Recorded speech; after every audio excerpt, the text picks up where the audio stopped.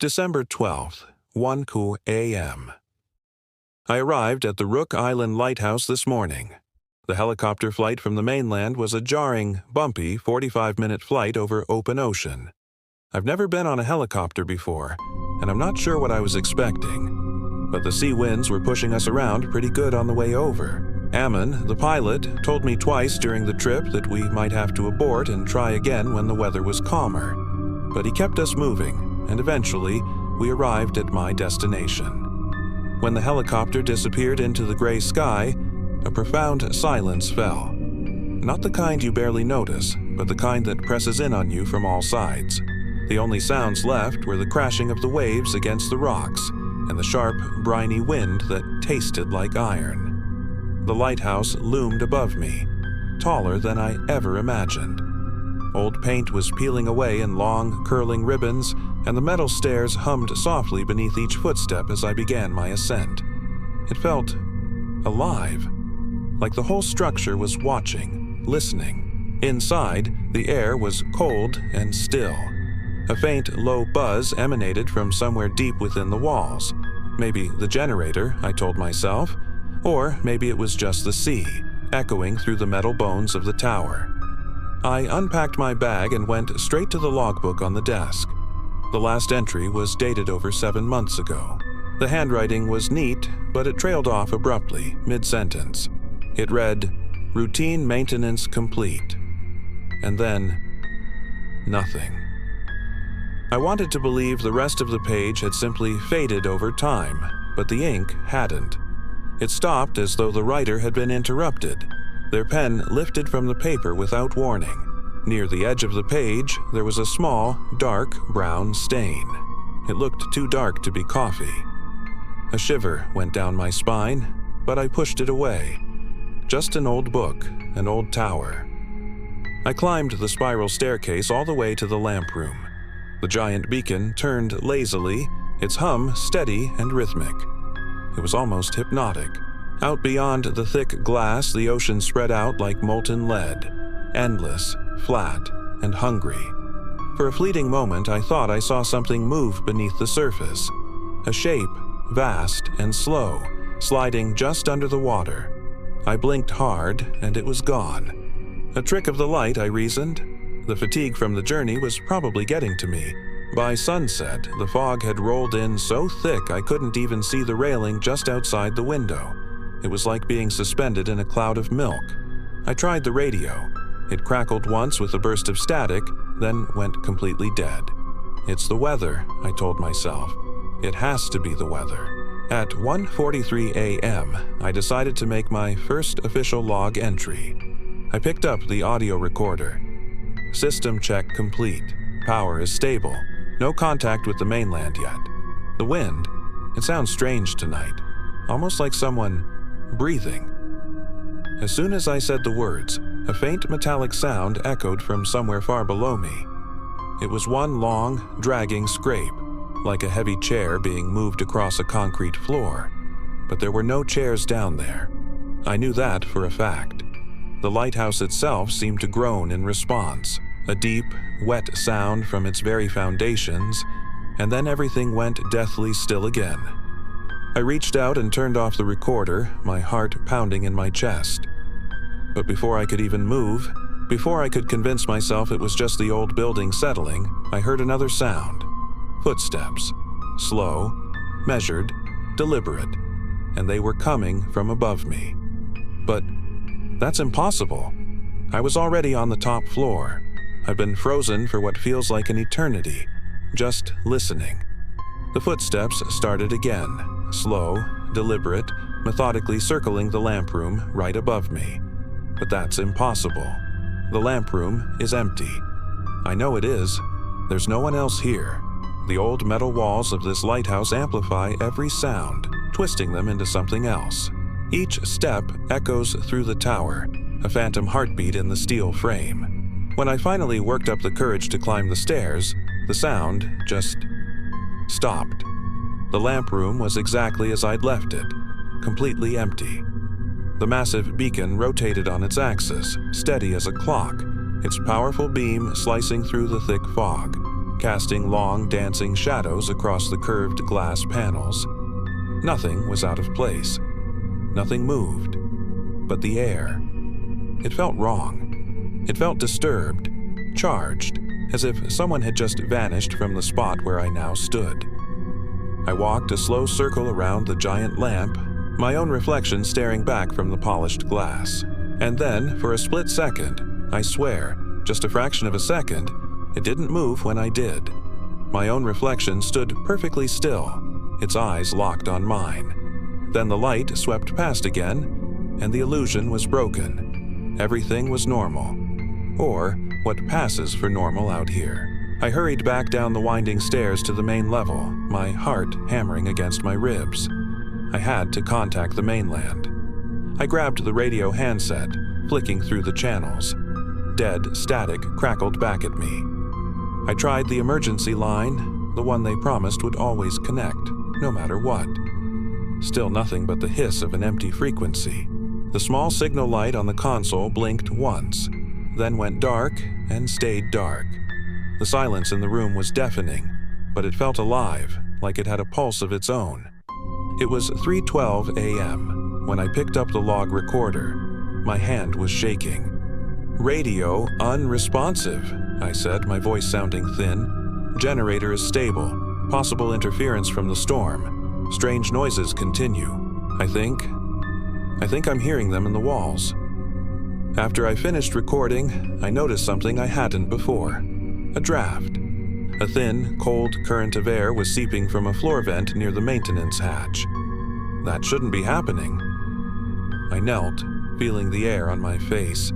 It smelled of old salt and rust, and something else, something faintly, sickeningly sweet. Those lower maintenance levels were sealed off decades ago, long before the lighthouse was automated. The vent should be dead, but it was breathing. A slow, rhythmic inhale and exhale, as if the tower itself were alive. I peered into the darkness of the vent. Deep inside, something glimmered. A small piece of glass, maybe, or a shard of metal. Instinctively, I reached my hand toward the grate. As my fingers got closer, the airflow suddenly reversed. A rush of frigid air hit my face, like someone sighing directly into my mouth.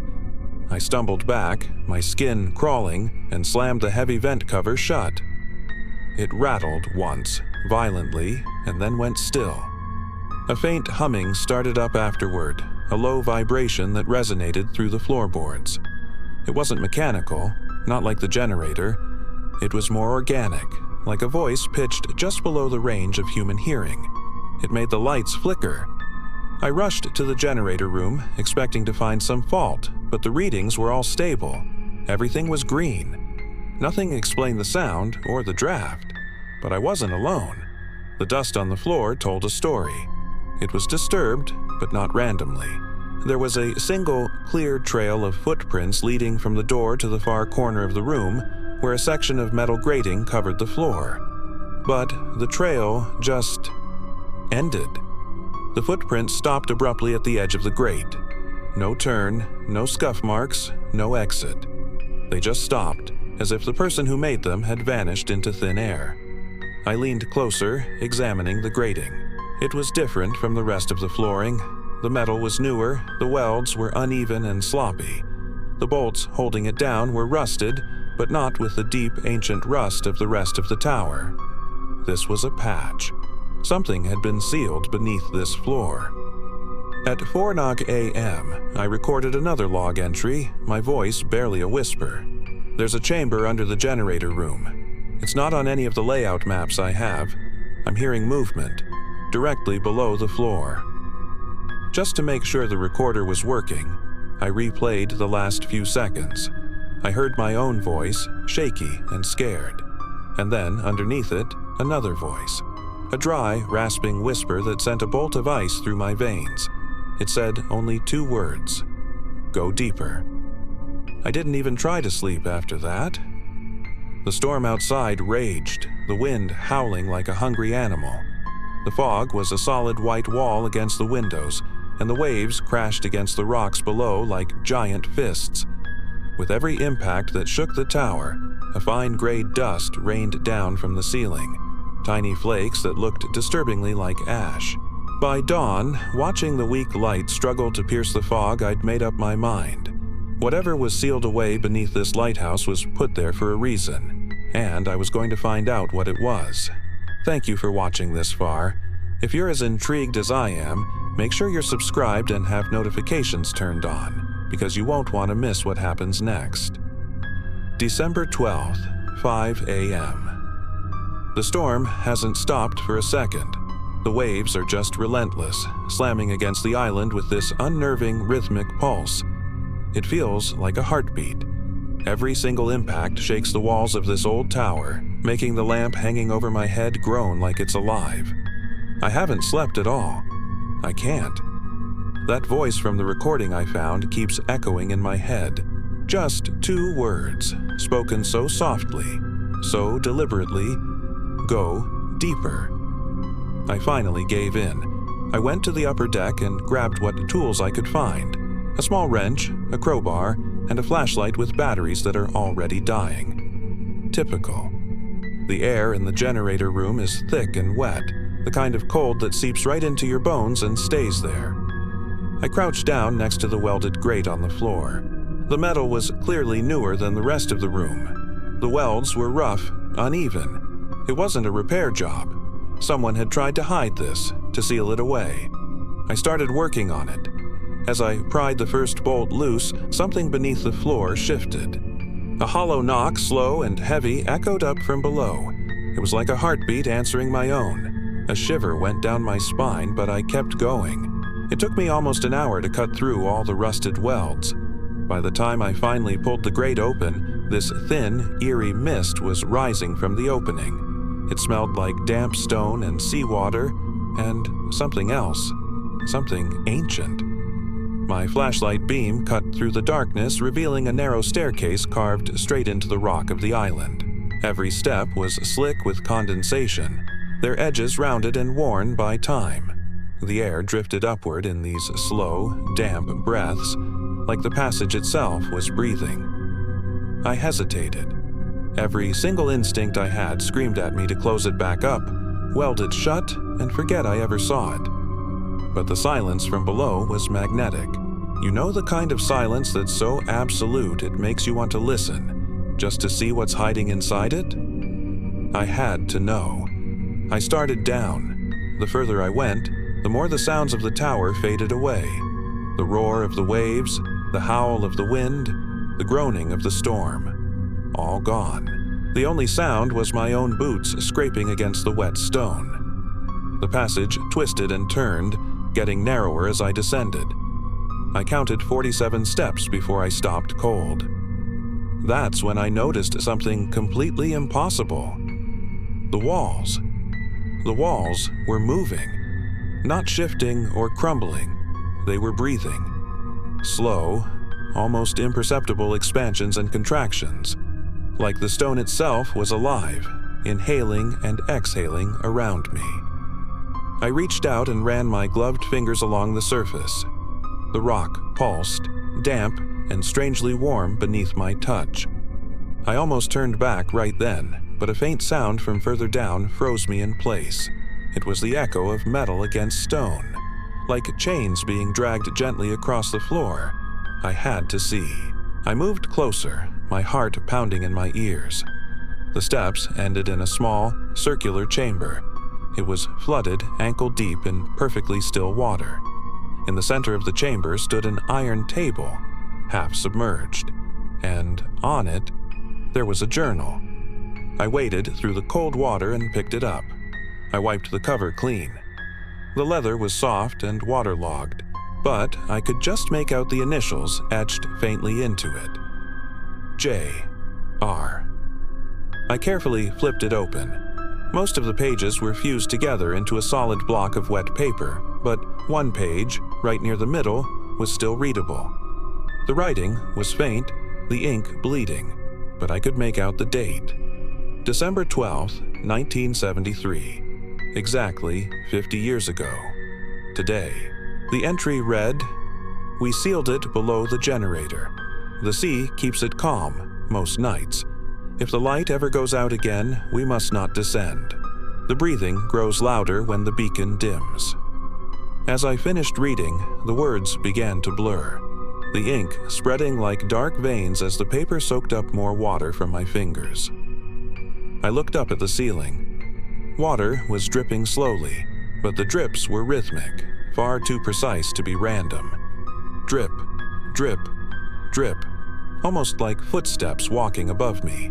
And then my flashlight flickered once, twice, and died. In the sudden, complete darkness, I heard it. A long, drawn-out exhale, impossibly close. It was right beside my ear. The flashlight flickered back on just as suddenly. But the journal was gone from my hands. Something moved in the water, a slow and deliberate ripple circling my legs. The surface undulated outward even though I hadn't moved an inch. That's when I ran. I turned and scrambled back up the stairs.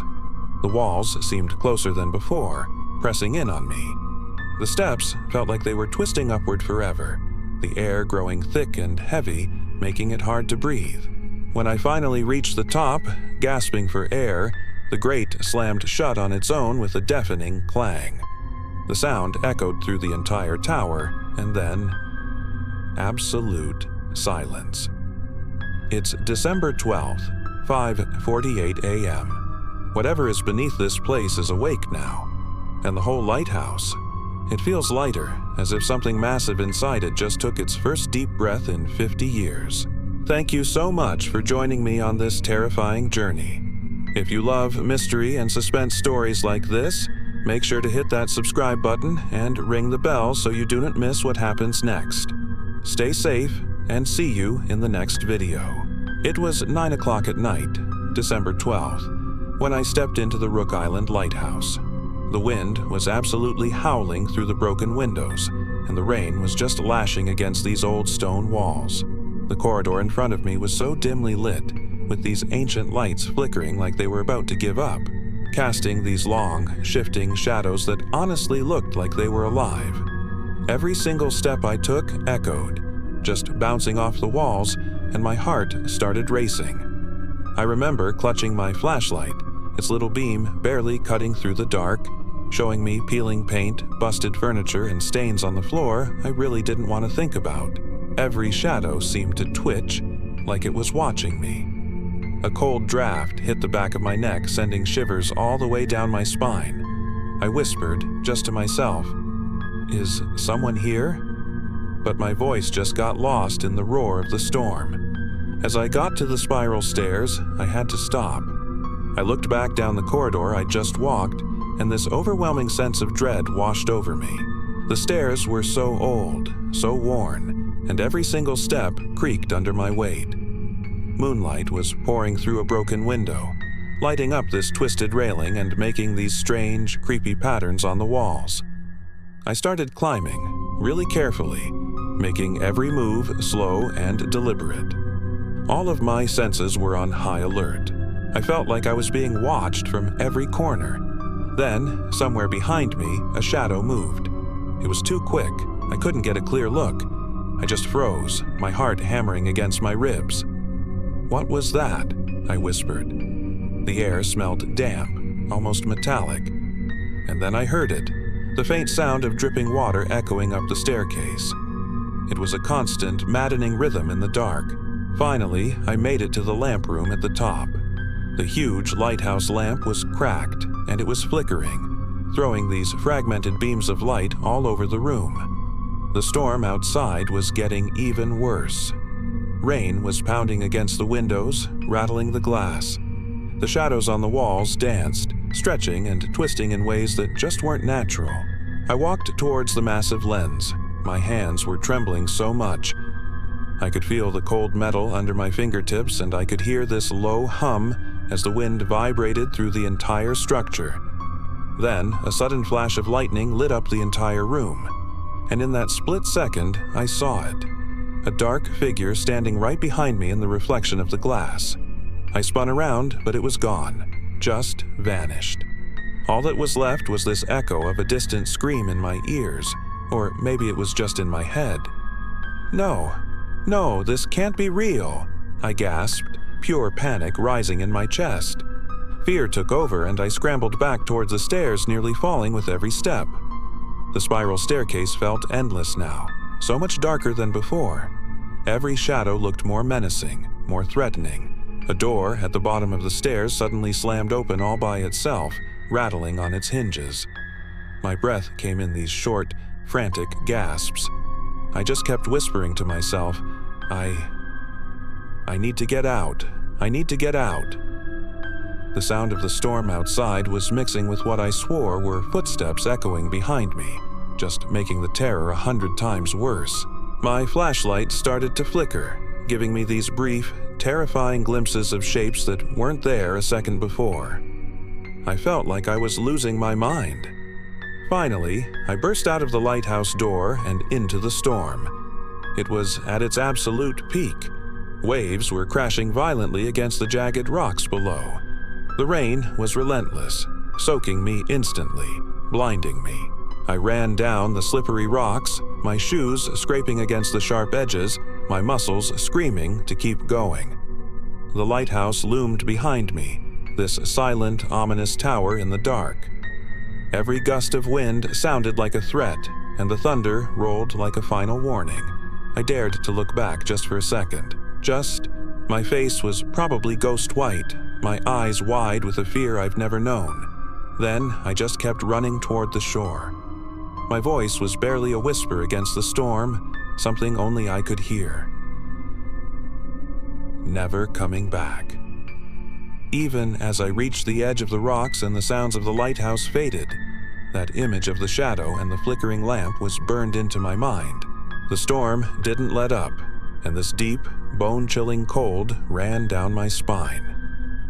I realized then that Lighthouse holds secrets far older and darker than I could ever imagine. Every sound, the wind, the waves, those echoes, was a reminder that some places are meant to be left alone, and some nights are meant to be survived, not explored.